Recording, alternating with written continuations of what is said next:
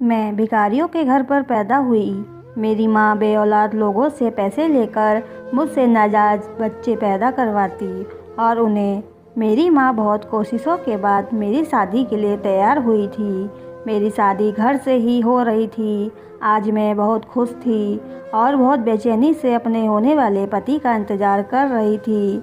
हम दोनों हमेशा के लिए एक होने वाले थे। इस दिन का मुझे बहुत बेचैनी से इंतज़ार था और वो दिन आ गया था, लेकिन मेरी माँ पता नहीं कहाँ चली गई थी। मैं दुल्हन की तरह तैयार बैठी थी। मेरी शादी में मेरी तरफ से सिर्फ मेरी माँ ही थी। हमारा और कोई रिश्तेदार नहीं था। काफ़ी समय इंतज़ार करने के बाद मैंने अपने पति राजेश को फ़ोन किया, लेकिन उसका फ़ोन नहीं लग रहा था। मैंने माँ को फ़ोन किया और उनसे पूछा कि तुम कहाँ हो और अब तक क्यों नहीं आई। माँ ने घबराई हुई आवाज़ में कहा कि मैं आ रही हूँ, तुम अपना ख्याल रखना। घर पे कोई भी आए तो तुम दरवाज़ा मत खोलना। मैंने माँ से पूछा कि माँ ऐसा क्या हुआ, राजेश तो आने ही वाला होगा। माँ ने कहा कि राजेश आए तब भी तुम दरवाज़ा नहीं खोलोगी। मैंने माँ से पूछा कि क्यों, मैं राजेश के लिए क्यों नहीं खोलूँ। माँ ने कहा जैसा मैं कहती हूँ वैसा ही करो। ये कहकर फ़ोन काट दिया। 10 मिनट बाद किसी ने दरवाज़ा खटखटाया। मैंने पूछा कौन है, तो माँ ने कहा कि मैं हूँ और जल्दी से दरवाज़ा खोलो। मैंने दरवाज़ा खोला तो माँ बहुत घबराई हुई थी। उन्होंने मुझसे कहा कि जल्दी से अपना सामान पैक करो, यहाँ से अभी इसी समय निकलना होगा।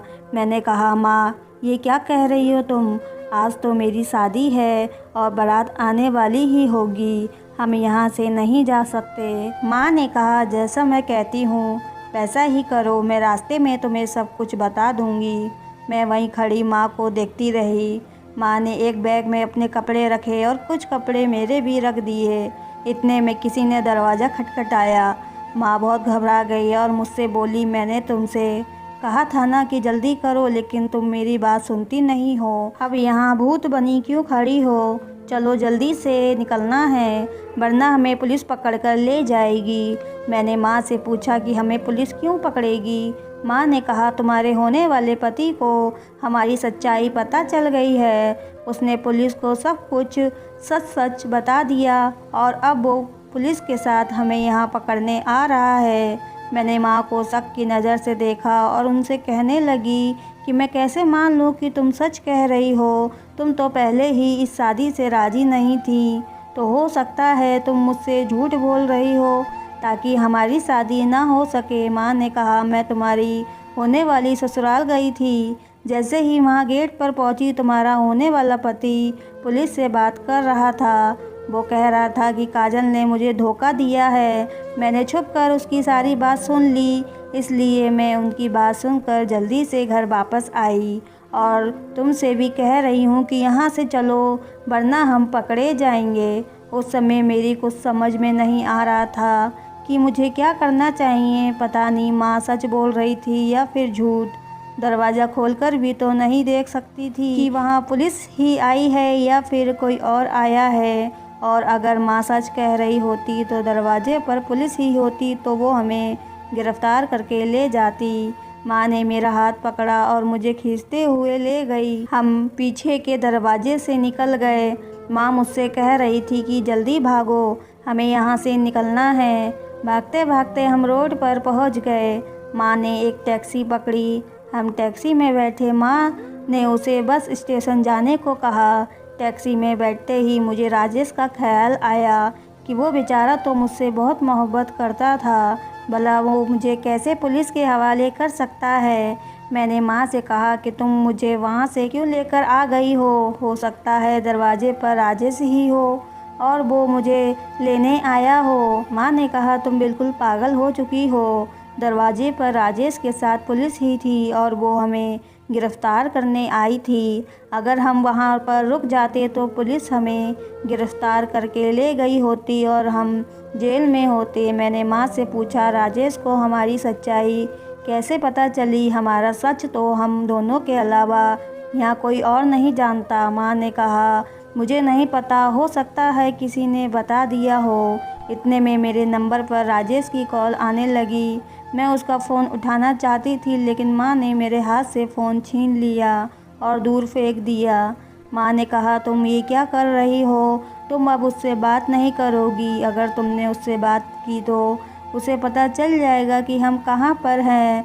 मैं बहुत सदमे में थी। राजेश मुझे बहुत पसंद था और मैं उससे बहुत मोहब्बत भी करने लगी थी। मैंने सोच लिया था कि शादी के बाद सारे गलत काम छोड़ दूंगी और राजेश को सब कुछ सच सच बताकर अपनी नई ज़िंदगी की शुरुआत करूंगी। लेकिन मुझे क्या पता था कि मेरे सच बताने से पहले ही उसे कोई और सच बता देगा। काश मुझे पहले पता चल जाता तो मैं कुछ कर लेती। मेरे सर पर तो जैसे आसमान टूट पड़ा था। आज मेरी शादी थी, मैं कितनी खुश थी, लेकिन ये सब क्या हो गया? मैंने सोचा भी नहीं था कि मेरी मोहब्बत मेरे हाथ से यूँ निकल जाएगी। मैं अब कहीं की नहीं रही थी। मैं अपनी सोचों में गुम थी कि टैक्सी वाले ने टैक्सी रोकी। अभी बस के आने में कुछ समय बाकी था। हम वहीं बैठकर बस का इंतज़ार करने लगे। मैं सोच रही थी कि पता नहीं भगवान ने मेरी किस्मत में क्या लिखा है। ज़िंदगी में पहली बार खुशियों ने दस्तक दी थी, लेकिन शायद खुशी मेरे नसीब में ही नहीं थी। मैं वहीं बैठे बैठे अपने अतीत में गुम हो गई। वहीं अतीत जिसकी वजह से आज मुझे भागना पड़ रहा है और बेगुनाह होते हुए भी मुझे अपने मुँह छुपाना पड़ रहा था। मेरी एक ऐसे घर में आँख खुली थी जहाँ गरीबी के अलावा कुछ और नहीं था। मेरे माँ बाप भीख मांगकर अपना गुजारा करते थे। मेरा ख़ानदान भिखारियों का ख़ानदान कहलाता था, लेकिन मैं बचपन से ही बहुत ज़्यादा खूबसूरत थी। मेरी बड़ी बड़ी आँखें और लंबे घुंघराले बाल थे। मैं कहीं से भी भिखारन नहीं लगती थी। ऐसा लगता था जैसे भगवान ने मुझे बहुत फुर्सत से बनाया है। लगता ही नहीं था कि मैं भीख मांगने वालों के घर पैदा हुई हूँ। मैं तो किसी महल की शहजादी लगती थी। जो भी मुझे देखता था वो यही कहता, कितनी खूबसूरत बच्ची है, और नसीब तो देखो, अब इसे भी भीख मांगनी पड़ेगी। अगर किसी अमीर घर में पैदा हुई होती तो इसके घर वाले तो इसे ज़मीन पर पैर भी नहीं रखने देते, मगर मेरे तो ख़ानदान में सब लोग भीख मांगकर ही अपना गुजारा करते थे। मैं थोड़ी बड़ी हुई तो मैंने अपनी माँ से कहा कि हम लोग भीख क्यों मांगते हैं, हम कुछ और काम भी तो कर सकते हैं जिससे हमारा गुजारा हो सके। मेरी माँ ने कहा, हमारा यही काम है, हम पहले भी भीख मांगकर ही अपना गुजारा करते थे और आगे भी ऐसा ही करेंगे। अब मेरे माँ बाप मुझे भी भीख मांगने भेजने लगे थे। मैं जहाँ भी भीख मांगने जाती थी वहाँ के लोग मुझे देखकर ज़्यादा भीख देने लगे थे। मैं सुबह में भीख मांगने निकलती और शाम तक घर वापस लौटती तो मेरे पास बहुत ज़्यादा पैसे आ जाते। लोग मुझे खाना कपड़ा भी दे दिया करते थे, लेकिन मुझे ये काम बिल्कुल भी पसंद नहीं था और अपनी माँ से कहती थी कि माँ, मुझे ये काम नहीं करना, तुम चाहो तो मुझसे कुछ और काम करवा लो, लेकिन मुझे इस काम में बहुत शर्म आती है। मेरी माँ ने कहा, ठीक है, मैं तुम्हारे लिए कहीं काम की बात करूँगी, तुम घर का झाड़ू पोछा करने चले जाया करना, लेकिन मैं तुम्हें इस काम पर एक ही शर्त पर भेजूँगी कि तुम वहाँ से इतना ही पैसा कमा कर लाओगी जितना कि भीख मांगने से कमाती हो। फिर मेरी माँ ने एक घर में मेरे झाड़ू पोछा करने के काम की बात कर ली थी। वो बहुत बड़ा घर था। मेरी माँ वहाँ भीख मांगने जाती थी। उन्होंने मुझे देखकर काम पर रख लिया और कहने लगी कि कल से अपनी बेटी को भेज देना। अब मैंने वहाँ काम पर जाना शुरू कर दिया। एक दिन मैडम के घर में कुछ मेहमान आए। जब उन्होंने मुझे देखा तो वो कहने लगे कि कितनी खूबसूरत लड़की है और काश हमारा भी ऐसा कोई खूबसूरत सा बच्चा होता। उनके पास शायद बच्चे नहीं थे। मैं उन्हें चाय देकर वापस आने अपने काम में लग गई। अगले दिन मैडम ने मेरी माँ को अपने पास बुलाया और उनसे कुछ अलग में बात करने लगी। मैडम से बात करके माँ और मैं वापस घर चले गए। जाकर मेरी माँ पिताजी को बता रही थी कि मैडम ने इस काम के बदले बहुत सारे पैसे देने का वादा किया है। देखना तुम, हम अपनी बेटी से कितना पैसा कमाते हैं। मैं माँ की बात समझ नहीं पाई। वो मेरी खूबसूरती से पैसा कमाना चाहती हैं। कुछ दिनों बाद माँ ने मुझसे कहा कि वो मेरी शादी करवा रही हैं, लेकिन मैं अभी सिर्फ 15 साल की थी। मैंने माँ से पूछा कि माँ, तुम इतनी जल्दी मेरी शादी क्यों करवा रही हो? माँ ने कहा कि हमारे यहाँ लड़कियों की इतनी जल्दी शादी हो जाती है और मैं तुम्हारी शादी इसलिए भी करवा रही हूँ ताकि तुम मुझे साल भर में बच्चा पैदा करके दे दो। मैंने कहा, माँ, मैं अपना बच्चा तुम्हें क्यों दूंगी? माँ ने कहा, जैसा मैं कहती हूँ वैसा करते जाओ, तुम सब कुछ समझ जाओगी। कुछ दिनों बाद ही मेरी माँ ने मेरी शादी करवा दी। मुझे ये भी नहीं बताया कि मेरी शादी किससे हो रही है। शादी के बाद माँ ने मुझे एक कमरे में भेजा जहाँ पर बहुत अंधेरा था। वहाँ मेरा पति भी था, लेकिन अंधेरे की वजह से मैंने उसे नहीं देखा और ना ही उसने मुझे देखा था। जब सुबह मेरी आँख खुली तो मेरा पति कमरे में नहीं था। मैं वहाँ अकेली ही थी। जब मैंने अपनी माँ से पूछा तो उन्होंने मुझे बहाना बनाकर टाल दिया। कुछ दिन बाद ही मेरे यहाँ खुशखबरी आ गई। ये सुनकर मेरी माँ बहुत खुश हुई।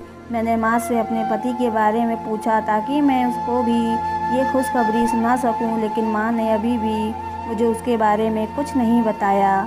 माँ ने कहा कि तुम फिक्र मत करो, मैं उसे खुद बता दूंगी। माँ ने मेरा पूरे 9 महीने बहुत ख्याल रखा और जब मेरा बच्चा पैदा हुआ तो उसे मेरे पास ले गई और जिस घर में साफ़ सफाई का काम करती थी उन मैडम को देकर आ गई। उन्हें वो बच्चा अपनी किसी रिश्तेदार को देना था जो उस दिन मेरे सामने उनके घर आए थे। उन्होंने बदले में माँ को बहुत सारे पैसे दिए। माँ की ये बात मुझे बहुत बुरी लगी थी। मैंने अपनी माँ से झगड़ा किया और कहा कि मुझे मेरा बच्चा लाकर दो, लेकिन मेरी माँ ने मुझे डांट दिया और कहा कि मैंने इस बच्चे की वजह से ही तुम्हारी शादी की थी ताकि तुम जल्दी से पैदा करो और मैं मालकिन को देकर आ जाऊं। मालकिन ने मुझे इस बच्चे के बदले बहुत ज़्यादा पैसे दिए हैं और तुम्हें तो खुश होना चाहिए, तुम्हारा बच्चा एक बड़े घर में पलेगा, वो लोग उसे बहुत अच्छे से रखेंगे।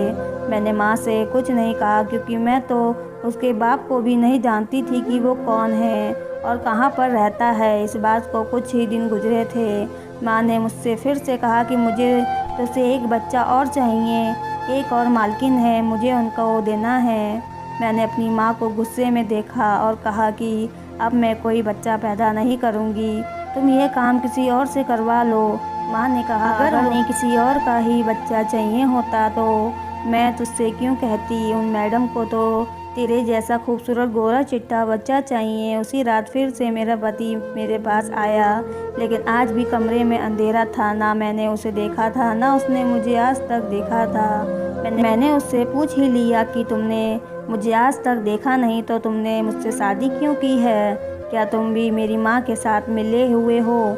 तुम्हारा भी मकसद सिर्फ बच्चे पैदा करना है? उस लड़के ने मुझसे कहा कि मैंने मजबूरी में आकर तुमसे शादी की है, मुझे पैसों की ज़रूरत थी।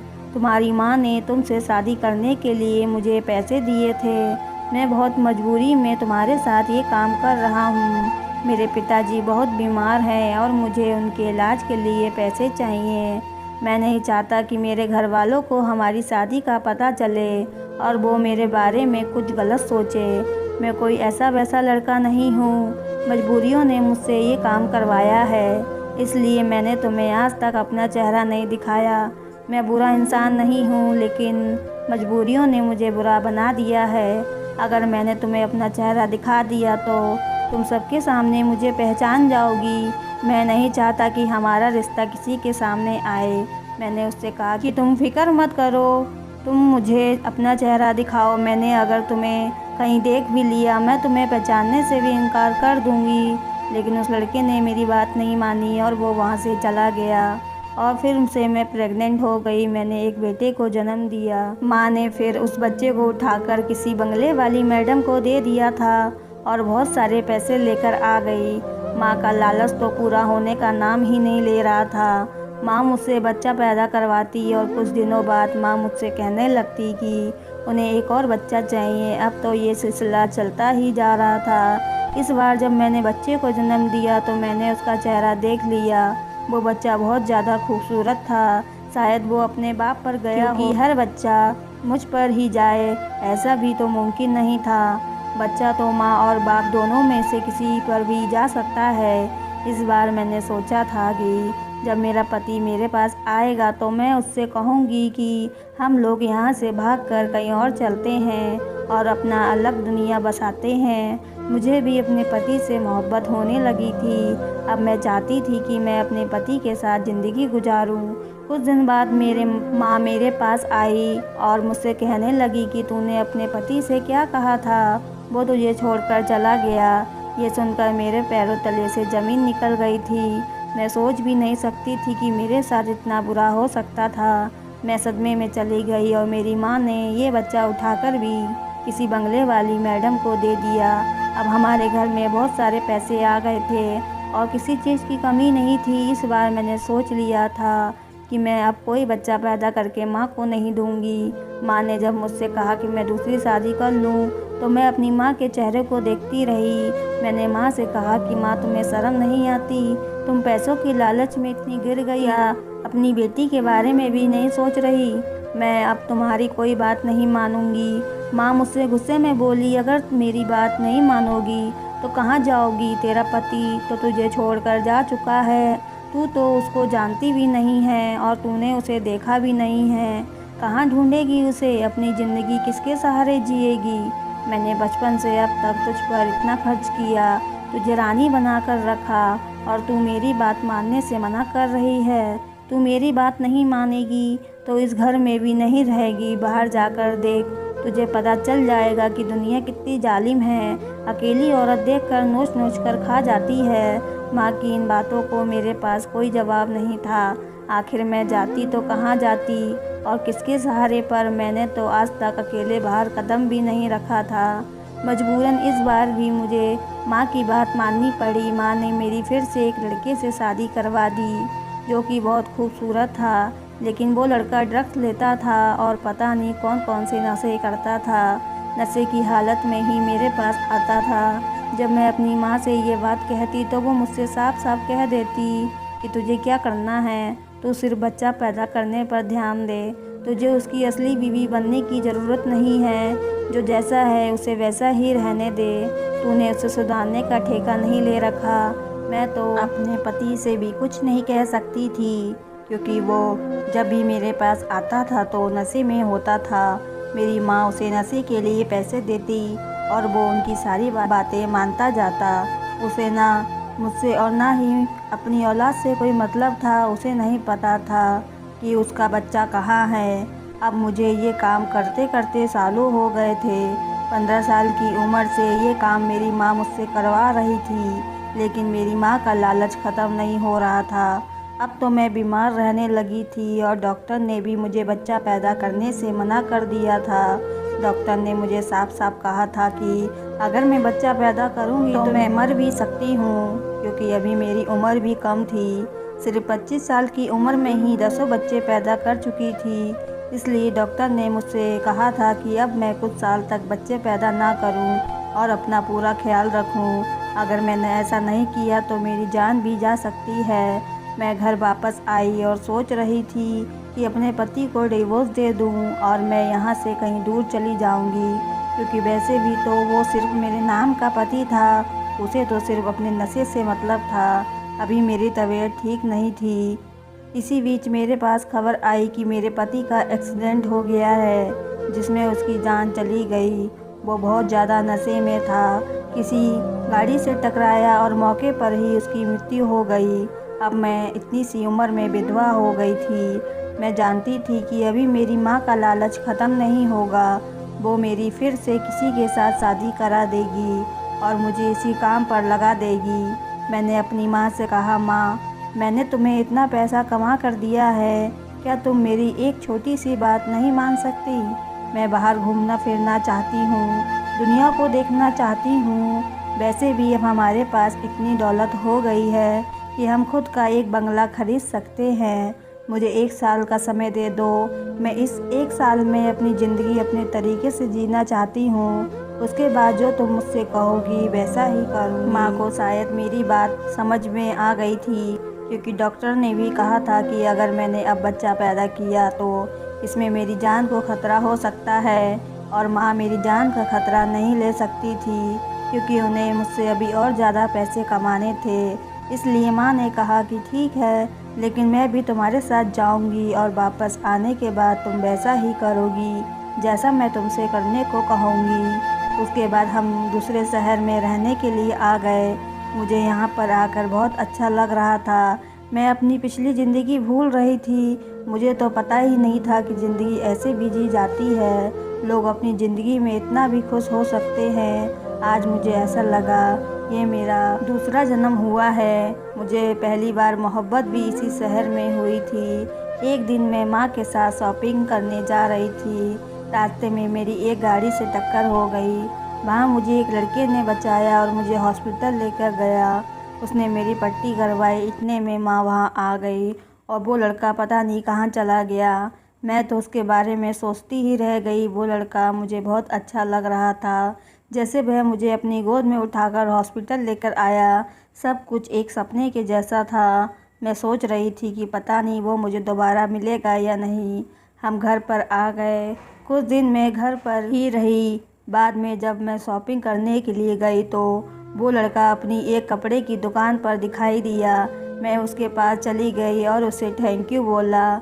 उसने मेरी तरफ देखा और मुस्कुरा दिया। मुझसे पूछने लगा, तुम अब कैसी हो? मैंने कहा कि मैं ठीक हूँ। मैंने उससे पूछा कि ये दुकान तुम्हारी है? तो उसने कहा, हाँ ये दुकान मेरी ही है। अभी मैं उससे बात कर ही रही थी कि माँ वहाँ पर आ गई और मुझसे कहने लगी कि तुम यहाँ किससे बात कर रही हो? मैंने कहा, माँ ये वही लड़का है जिसने मेरी जान बचाई थी और मुझे हॉस्पिटल लेकर गया था। इनके कपड़ों की दुकान है।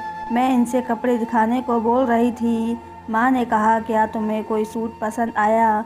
मैंने कहा, हाँ माँ मुझे ये सूट बहुत पसंद आया है। माँ ने मुझे वो सूट दिलवाया और हम घर पर वापस आ गए। उस लड़के का नाम राजेश था। मैं घर आने के बाद भी राजेश के बारे में सोच रही थी। शायद मुझे राजेश से मोहब्बत हो गई थी, लेकिन मैं ये जानना चाहती थी कि वो मुझसे मोहब्बत करता है या नहीं। एक दिन राजेश ने मुझे कॉल की और मिलने के लिए बुलाया। मैं माँ को बिना बताए राजेश से मिलने के लिए चली गई। अब मैं अक्सर राजेश से मिलने जाती और उससे फ़ोन पर भी बातें करती थी, लेकिन माँ को इन सब के बारे में कुछ नहीं पता था। राजेश एक बहुत अच्छा लड़का था। उसके कपड़े की दुकान थी। वो उसी शहर में अपने माँ बाप के साथ रहता था। राजेश ने मुझसे शादी करने के लिए कहा और मैंने उससे हाँ कर दी। जब माँ को ये बात पता चली तो वह मुझसे बहुत ज़्यादा नाराज़ हुई और कहने लगी कि तुम आज के बाद राजेश से बात नहीं करोगी। मैंने ये सब कुछ राजेश को बताया। राजेश ने कहा कि तुम फिक्र मत करो, मैं तुम्हारी माँ से खुद बात कर लूँगा। राजेश ने जब माँ से बात की तो वो हमारी शादी के लिए मान गई। मुझे ये देखकर बहुत हैरत हुई कि माँ इतनी जल्दी राजेश की बात कैसे मान गई। वो तो मुझसे कुछ और ही काम करवाना चाहती थी। अगले दिन राजेश हमारी शादी की बात करने हमारे घर पर आया। उसने कहा कि हम एक हफ्ते बाद ही शादी कर लेते हैं। माँ ने अफसोस के साथ कहा, ठीक है, जैसे तुम्हारी मर्जी। मैं बहुत खुश थी। मेरी शादी राजेश से हो रही है। मैंने अपनी शादी की सारी शॉपिंग राजेश के साथ ही की थी। मैं राजेश के घर भी गई थी और उसके माता पिता से भी मिली थी। उसके माता पिता भी बहुत अच्छे थे। माँ मुझे इस शादी से खुश नहीं लग रही थी, लेकिन अब मुझे अपने पति के लिए ज़िंदगी जीनी थी। माँ के लिए मैंने बहुत जी ली थी। मैंने राजेश को अपने अतीत के बारे में कुछ भी नहीं बताया था और माँ से भी कहा था कि वो राजेश को हमारे बारे में कुछ ना बताए। आखिर वो दिन भी आ गया जिसका मैं बेसब्री से इंतज़ार कर रही थी। आज मेरी और राजेश की शादी थी। मैं दुल्हन बनकर राजेश का इंतज़ार कर रही थी। तभी माँ ने आकर मुझे बताया कि राजेश को हमारे बारे में सब कुछ पता चल चुका है और वो हमें धोखाधड़ी के इल्ज़ाम में पुलिस से पकड़वा रहा है। पता नहीं किसने राजेश को सच्चाई बता दी थी और वो हमें पकड़वाने के लिए पुलिस को अपने साथ लाया था। मैं राजेश से बहुत मोहब्बत करती थी और उसकी आंखों में अपने लिए नफ़रत नहीं देख सकती थी। इसलिए मैं माँ के साथ वहाँ से भागकर आ गई। मैंने माँ से पूछा कि माँ बस कब आएगी? माँ भी बहुत बेचैनी से बस के आने का इंतज़ार कर रही थी। इतने में राजेश पुलिस लेकर वहाँ पहुँच गया। मैं राजेश से नज़रें नहीं मिला पा रही थी। माँ ने भागने की कोशिश की, लेकिन पुलिस ने उन्हें पकड़ लिया और उनके हाथ में हथकड़ी पहना दी। लेकिन हैरत की बात थी कि पुलिस ने मुझे हथकड़ी नहीं पहनाई थी। राजेश पुलिस वालों से कहने लगा कि आप इन्हें लेकर आगे चलिए, मैं अपनी होने वाली पत्नी के साथ पीछे आता हूँ। राजेश की ये बात सुनकर मैंने उसके चेहरे की तरफ देखा। मैं उससे कोई सवाल करती इतनी हिम्मत मेरे अंदर नहीं थी। मैं सोच रही थी कि हो सकता है कि मेरी मोहब्बत ने राजेश को पिघला दिया हो और उसने मुझे माफ़ कर दिया हो। राजेश ने मुझे गाड़ी में बिठाया और हम पुलिस स्टेशन की तरफ जाने लगे। रास्ते में मुझे अजीब अजीब ख्याल आ रहे थे। मैं राजेश की तरफ देखती लेकिन उससे कुछ पूछने की हिम्मत नहीं होती। आखिर पूछती भी तो किस मुंह से। मैंने राजेश से अपना इतना बड़ा सच जो छुपाया था। मैं सज़ा की हकदार थी। हम पुलिस स्टेशन पहुँचे तो माँ कह रही थी कि मुझे क्यों गिरफ़्तार किया है और मेरा कसूर क्या है। तब राजेश ने कहा कि तुम्हें अरेस्ट किया गया है। तुम छोटे बच्चों को बेचने के जुर्म में, पैसों के लालच में अपनी 15 साल की बच्ची का बचपन बर्बाद करने के जुर्म में। मैंने हैरत से राजेश की तरफ देखा और उससे पूछा कि तुम्हें ये सब कैसे पता चला। उसने मुझे बताया कि उस दिन दुकान पर मैंने तुम्हारी माँ को पहचान लिया था, लेकिन मैंने और तुम्हारी माँ ने तुम्हें बताया नहीं था। मैं बहुत गरीब था। मेरे पिताजी नौकरी करके घर चलाते थे, लेकिन मेरे पिताजी के एक्सीडेंट के बाद पूरे घर की जिम्मेदारी मुझ पर आ गई, इसलिए मैंने काम करना शुरू कर दिया था। कभी मुझे काम मिल जाता तो कभी नहीं मिलता। उसी बीच मेरी मुलाकात तुम्हारी माँ से हुई। उसने मुझसे कहा कि तुम्हारे लिए एक काम है, इसके बदले में मैं तुम्हें पैसे दूंगी। मैंने पूछा कि क्या काम है। तब उसने मुझे बताया कि तुम्हें मेरी बेटी से शादी करनी है और उसे प्रेग्नेंट करना है, लेकिन उस बच्चे पर और मेरी बेटी पर तुम्हारा कोई हक नहीं होगा। इसके बदले में मैं तुम्हें पैसे दूंगी। पहले तो मैंने इस काम से मना कर दिया, लेकिन फिर अपने घर के हालात को देखकर मजबूरन उनकी बात मुझे माननी पड़ी। फिर मेरी तुमसे शादी हो गई। मुझे तुम पर बहुत तरस आता था, लेकिन मैं सोचता था कि शायद तुम भी अपनी माँ के साथ मिली हुई हो। बच्चे होने के बाद मुझे तुमसे मोहब्बत हो गई और मैंने तुम्हारी माँ से कहा कि मैं तुम्हें अपने साथ अपने घर पर अपनी दुल्हन बनाकर ले जाना चाहता हूँ और अपनी ज़िंदगी इज्जत के साथ जीना चाहता हूँ।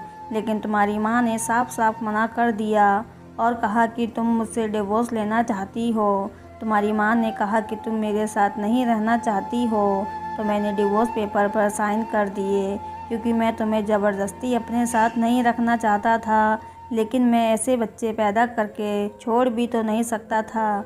इसलिए मैंने तुमसे दूर जाने का फ़ैसला कर लिया और यहाँ इस शहर में आकर काम करने लगा। मैंने दिन रात मेहनत की और अपनी दुकान खरीद ली, लेकिन मैं तुम्हें नहीं भूल पाया था। भगवान से बस यही दुआ करता रहता था कि तुम मुझे मिल जाओ, और आखिर एक दिन तुम मुझे मिल ही गई। जब मैंने तुम्हारी माँ से तुमसे शादी के लिए कहा तो मुझे पिछली शर्तों पर ही अपना दामाद बनाने को राज़ी हो गई, लेकिन अब मैं पहले की तरह मजबूर नहीं था। इसलिए तुम्हारी माँ चाहती थी कि किसी तरीके से हमारी शादी ना हो, वो तुमसे ऐसे ही पैसे कमाती रहे। इसलिए मैंने पुलिस को सारी बात बता दी। मैं पुलिस को सब कुछ बता रहा था तो तुम्हारी माँ ने सुन लिया और वो तुम्हें लेकर भाग रही थी। इसलिए हम तुम्हारा पीछा करते हुए यहाँ तक पहुँचे। राजेश की सारी बात सुनकर मुझे पता चला कि राजेश ही मेरा पहला पति है। ये सुनकर मुझे बहुत खुशी हुई, लेकिन मैंने राजेश से पूछा, क्या मेरी माँ अब जेल में ही रहेगी? राजेश ने कहा कि तुम फिक्र मत करो, जब तक इन्हें अपने किए का एहसास नहीं हो जाता तब तक ये जेल में रहेगी और फिर मैं इन्हें निकलवा दूंगा। उसी दिन राजेश की और मेरी मंदिर में शादी हो गई। राजेश और मैं एक साथ खुश थे। मैंने भगवान का शुक्रिया किया कि उसने मुझे नर्क वाली ज़िंदगी से निकाल कर इतने अच्छे पति का साथ दिया। दोस्तों, आपको ये कहानी कैसी लगी हमें कमेंट करके ज़रूर बताएं। अगर ये कहानी आपको पसंद आई हो तो चैनल को सब्सक्राइब, वीडियो को लाइक करना ना भूलें। पूरी कहानी सुनने के लिए आपका बहुत बहुत धन्यवाद।